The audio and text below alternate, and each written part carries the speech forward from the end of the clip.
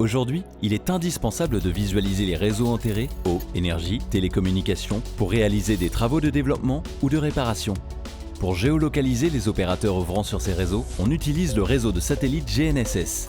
Malheureusement, en milieu urbain, en raison de constructions humaines et d'immeubles, la connexion à ce réseau de satellites est souvent fortement dégradée, rendant impossible la géolocalisation précise. Résultat, chaque année en France, plus de 16 000 réseaux souterrains sont endommagés durant des travaux publics, en partie faute de géolocalisation précise. Des dégâts qui peuvent aussi engendrer des blessures sur les travailleurs ou les riverains, des atteintes à l'environnement et des interruptions de services préjudiciables. Aujourd'hui, on est sur des méthodes éprouvées qui consistent à déplacer un géomètre sur le terrain qui va faire un repérage préalable sur la base des plans qui sont fournis. Donc c'est une opération relativement fastidieuse. Ça peut nécessiter également l'utilisation d'outils un peu plus compliqués et certains de ces outils sont surtout basés sur de la triangulation par GPS, donc la présence de satellites qui ne passent pas forcément dans des milieux urbains, notamment lorsqu'on a des immeubles de grande hauteur où on a un phénomène de canyon urbain. Plutôt que d'aller chercher un réseau qui va se situer ici, il va se situer à un autre endroit, on va perdre du temps, on risque d'esquinter des réseaux, des problèmes sur la sécurité des ouvriers, des gens qui travaillent sur le terrain. Et évidemment, ça engendre des coûts qui sont largement évitables si on arrive à développer une solution qui soit un peu plus efficiente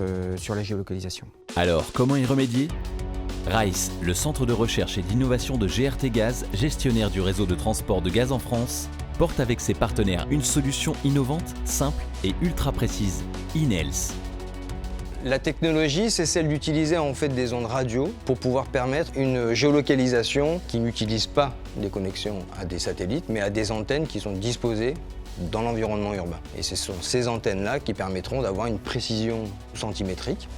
Comment ça marche ? C'est très simple. INELS, c'est un ensemble de clous de géomètres connectés qui calculent en temps réel les positions X, Y et Z de l'utilisateur qui s'y connecte. Implantés en nombre suffisant sur une zone donnée, les INELS permettent de localiser en temps réel la position exacte d'un opérateur grâce à un algorithme de triangulation. L'opérateur peut alors projeter sur son interface la cartographie du réseau au-dessus duquel il se trouve. Il sait alors immédiatement où réaliser des travaux. On y gagne d'abord en sécurité puisqu'on va pouvoir mieux localiser et plus précisément l'endroit où se trouvent nos réseaux et les réseaux tiers. On va y gagner en temps, notamment en temps de préparation avant travaux. Ça a un impact à la fois sur la durée de vie des ouvrages, sur l'impact des travaux, au sens de limiter justement les surcoûts, et ça a un impact aussi sur la qualité coût-délai des projets. Grâce à INEL, vous alimentez un référencement de précision pour l'ensemble des ouvrages. Et donc du coup, vous constituez une base de données de précision centimétrique. Grâce à INELS, je sais où est mon réseau, où sont les réseaux de mes voisins, et donc j'ai la certitude de ne pas agresser mon réseau et les réseaux tiers.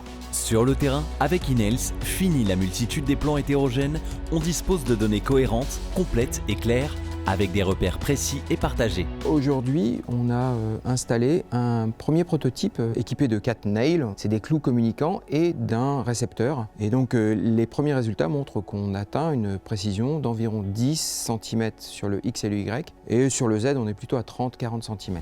Mais INELS est aussi bien plus que cela.